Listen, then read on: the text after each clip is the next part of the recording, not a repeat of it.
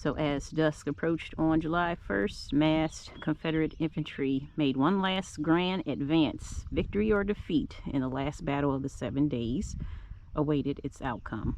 Dozens of Federal cannon opened fire, blasting huge gaps in the Southern ranks. Thousands fought and fell within yards of one another. But for Lee's troops, courage alone was not enough. The Federal gunners, supported by advancing infantry, held firm. McClellan's army had survived. And welcome to Malvern Hill Battlefield, everybody. We are just outside of Richmond. I want to say it's about 10 or 15 miles south of Richmond, southeast at that. Not very far away from the capital of the Confederacy as far as the Union Army was concerned back in 1862. We are here. Looks like this is the Union battle lines. It makes sense if Richmond is that way, the Confederates would have been defending from over there. So yeah, guys, we made it out here. I have been having car trouble since February, and that has really reduced my confidence as far as, you know, depending on my car getting me back and forth when I visit these areas. So I've been sticking close to Hampton Roads, but I finally found a mechanic who seems like he knows what he's doing, and he got my car all fixed up. Really, I was having troubles every time I, you know, filled up my gas tank. I would have trouble starting my car. Therefore, you know, I was kind of keeping it close to Hampton Roads just in case I needed to tow my car back. But it's running fine. I filled up my tank a couple times and it started up just fine. So hopefully we'll be able to adventure out more.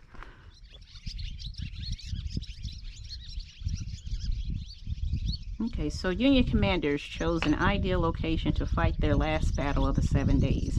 As many as 40 cannons covered 1/2 mile front, stretching from the slopes of Cruz Run on your left to a similar drop Western Run on your right. Nearly 80,000 Union soldiers spread out behind or in support of the guns. Open, cultivated fields dotted by shocks of harvested wheat stretched out for a 1/2 mile. It was one of the strongest positions held by either army during the war. Throughout July 1st, Lee gathered his army out of sight in the distant woods, its number reduced to 70,000. By late afternoon, only the sounds of scattered artillery fire filled the air. Then poor communication combined with misunderstanding of orders led to repeated Confederate attacks.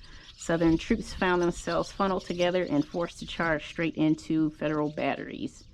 The ground to your front bore witness to carnage on a grand scale. Over 30,000 Confederates took part in the advances. By the day's end, the battle claimed 8,000 casualties. Over half wore gray. But let's go on ahead and get started. So the 7 days battles was a series of counterattacks by the Confederates to ward off the Union as they were marching up the peninsula. So we've been to some sites down in Hampton Roads and actually up here as well, Gaines Mill and Beaver Dam Creek. We've been to a couple places that have been a part of the 7 days battle or leading into the 7 days battle as well. But it was a series of counterattacks to hopefully keep the Union away from the Confederate capital of Richmond. So the Confederates were having some successes. The 7 days battles is really when you start seeing General Robert E. Lee pop up in the war. And it's particularly like at Gaines Mill. Gaines Mill was just a devastating loss for the Union, and he handed it to them. Ooh, I see like a burnt down structure over there. I wonder if that's where it's going to take us. Okay.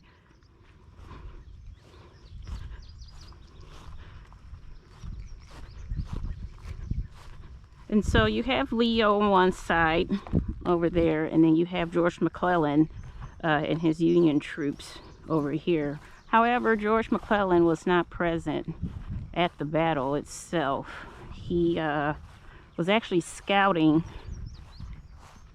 further down the road in Charles City County.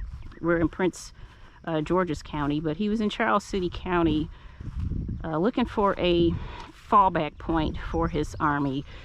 He, at the time, thought he was outnumbered, outmanned, outgunned by the Confederates, and so he was not confident in his troops defending this area. So he was away looking back for a fallback spot for his army. But it seems like a series of blunders were made by the Confederate Army.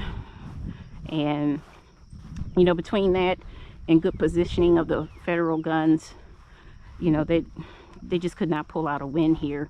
So the Confederates tried to bring up artillery, but they didn't have it. They were outgunned, and they kept charging towards the guns, and it just did not turn out well for them. And so, yeah, while the Union did win this battle here, General Lee was regarded as the savior of Richmond. McClellan pulled back his troops. Actually, Brigadier General Porter was the Union general that saw the action here. He took command of the troops here, and essentially he was just outranked, and because, you know, he wanted to stay up on the hill. It was a good position, and had to follow orders, and he pulled back, and, you know, the war went on for another few years. And, you know, I'm not one, I can't sit here and, you know, pick apart, you know, what people were thinking at the time and whatnot. I'm sure President Lincoln was hot about it all, but, you know, it is what it is. We can only go on what history is telling us. And, you know, McClellan would face a lot of backlash over that, him not being present for the battle. And it would even carry to his run against Lincoln in 1864. You know, people brought that back up.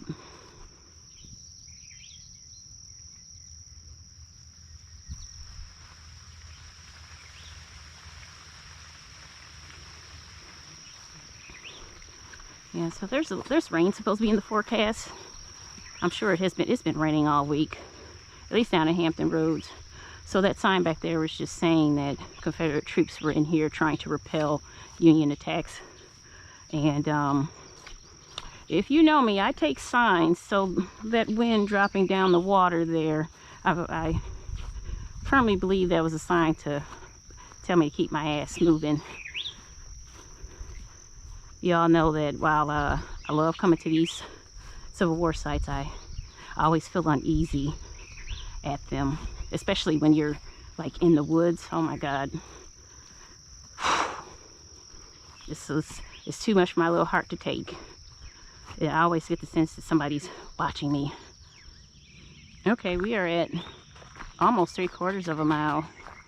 So where's the other 3/4? Is it just walking back? This is gonna be a very quick video. Yeah, just a little bit about the battle. Not much here. I could have sworn I saw 2 loops and it said it was about 2 miles. So I don't know what's going on. I have to research it. Oh, there's a trailhead right there. So let's read these signs and we'll go up and see what that's all about. See if that guy is still there. Yeah, he's still taking pictures, so I'm feeling a little bit braver. You know, if I scream, I know there's somebody that can hear me.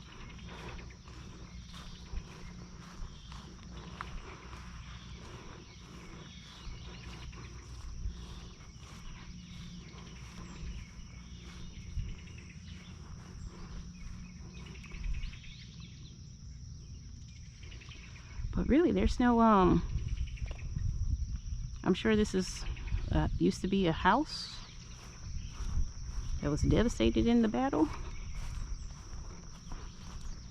All right, so this makes more sense. I did read a comment that said half of this battlefield is in the woods. I kind of wish that guy was coming along with me, but we're going to go into the woods. We're going to be a big girl and go into these woods and continue our hike.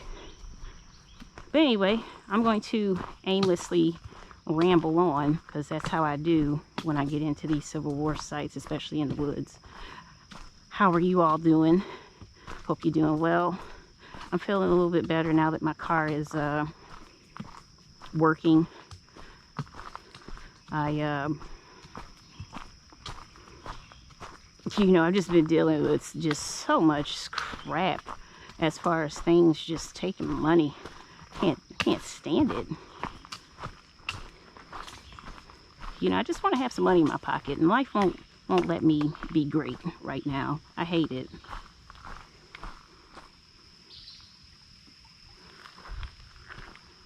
Let's see. Whoa! Look like a little frog, or there's some fish in here though. That's awesome.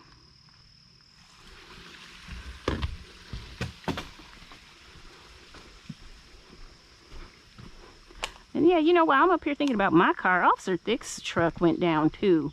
And so he was, if we needed to go somewhere, we just drove my car once it came back. And, boy, when I tell you I want to drop kick him, I mean it. This man, bless his heart, he can't seem to turn off police mode when he is in the car. So by police mode, I mean he is, looking at people out the window and saying, oh, that child's not in a safety restraint, or that person's on their phone. And he's looking at them, and he does this little thing where he points and says, violator. And I look at him and I'm like, babe, please don't get me cussed out on the road. Because, if I'm in the passenger seat, I'm the one that gets the finger, and even when he's in the passenger seat, same thing. And I'm like, babe, just please don't. Because you never know when someone's going to road rage. And, you can do it a lot better when you have lights and sirens on your car and it says police on the side of it. But he just continues to point and yell out violator at people. He just can't help himself.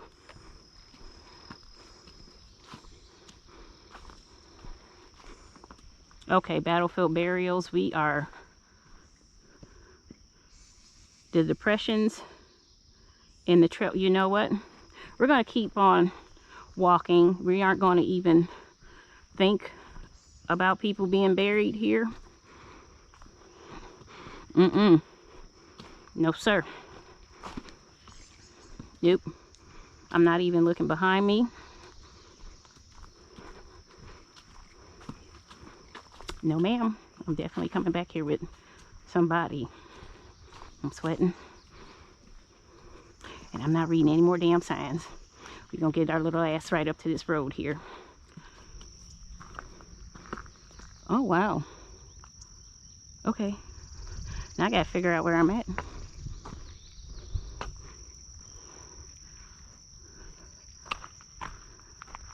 Park boundary, protected area.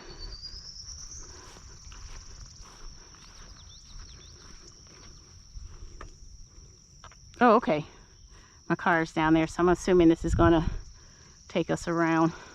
That feels so much better. I'm so much more comfortable being exposed to the open rather than being inside the woods there. Oh my God. Holy hell.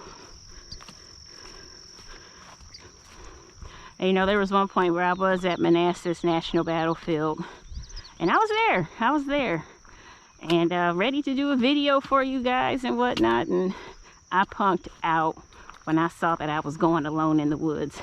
So for me to do that little short half a mile in there is progress. And then to walk by something where they think Confederate troops were buried, that's progress. Okay. Let's see where else we can go. So now that I'm over here, I can see a little hill. You can see how if someone was marching towards it, it goes down and then you have to come up slightly. So we'll keep on walking. That looks like a good walk to my vehicle here. Let's go down here. If this takes me back into the woods, damn it, we're not doing it. Let's read this sign. Okay, so we're nearly a mile east of the Union line here. The Confederates wanted to line this up with dozens of artillery. But see, it says here, but everything went wrong. Officers failed to collect enough cannon. Batteries came up to this ridge one at a time, were pounded by stronger and more numerous Union guns, and left the field in disarray. A similar scenario played out a short distance to the east on the Poindexter farm over here, so over towards that way. And the Confederate infantry attack went forward anyway. Many of the soldiers marching directly through the smoking debris on this high ground and coming under direct fire, direct short-range fire for the first time. Careful. Okay, so this looks like this is leading me into the woods. And I wonder if we had taken that other trail, would it have taken us here and through here? But, you know, I'm not going to completely punk out. I will at least peek in there. But make no mistake, I'm bringing my ass right back out.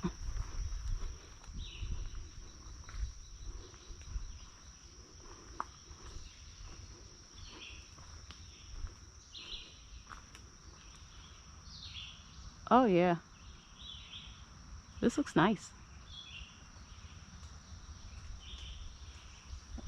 Okay.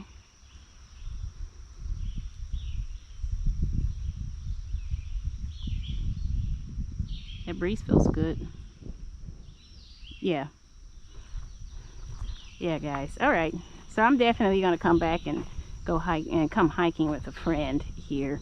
I just can't bring myself to do it, y'all. I cannot. But really looking to explore. I have like a 2-page list of places in Virginia that I would like to visit. And you know, also part of the reason why I don't do much is because I have issues trying to decide where I would like to go. You know, giving me options is not good. So I've, you know, just sort of put everything in an Excel sheet, printed off, and I've put everything in a hat. Although I guess I could have just put it on a random generator in online. It could have did it for me. But anyway, you know, just pulling something out of a hat and then saying, yep, that's where I'm going to go this weekend. Okay, so I'm smelling something right now.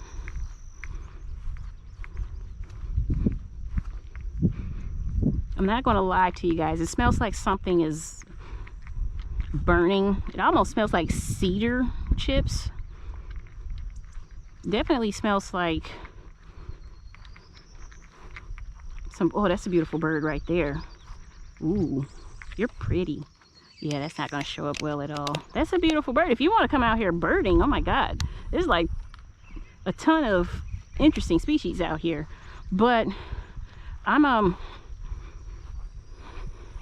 yeah, the smell is the smell is strong. I don't know what it is, but it smells like something is smoking. And of course, I could be paranoid. You know, it might be one of those things. You know, it's like you hear those stories that people can smell cannon fire.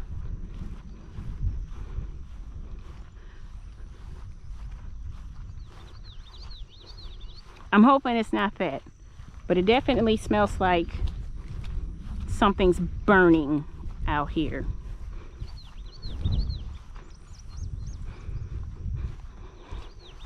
And now it's just kind of gone away. So 2 small structures used as slave quarters stood in this clearing here. Some of the fiercest fighting raged around them in the twilight as the men of Paul Sims' Confederate Brigade used the buildings for shelter and exchanged short-range fire with counteracting Union troops. It is unlikely that any organized Confederate formation advanced beyond these cabins. None reached the roaring line. So that's pretty close. I would say we're a football field away. When July 2nd dawned, a line of Southern casualties stretched across the hill, showing the high water mark of the Confederate advance. I mean, you can see why some of these battlefields are just a little eerie to me. It's eerie that at one time in history, thousands of men laid dead on these fields. And when I talk to folks about my experiences here, they'd be like, oh really? I'd be like, yes, really. There's just no way that these places aren't scarred and still scarred to this day. Okay, so I would suspect that those woods, when you enter down there, would bring you out down here.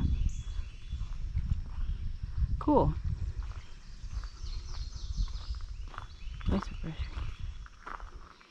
So is this the crew's house? Yeah, this is the crew's house. Or the crew house, and its outbuilding soon became one of the battlefield's more recognizable features. Little is known of the family that lived here during the war, other than that they did not remain inside the home during the battle. However, Union soldiers, especially the wounded, sought out its protection. A nearby well proved especially popular, providing cool water to soothe the suffering from thirst. Sadly, many brought here did not survive. Oh, Lord have mercy. Whoever's living here now, they some good ones. 'Cause I tell you what, being in places where people have not, or where they have died, is kind of eerie. And if you're talking about a bunch of wounded being in there and dying, I would imagine that house has stories to tell too. But again, we're going to go in here and just peek on in and see what this trail is about. Okay, that's where the trail comes out.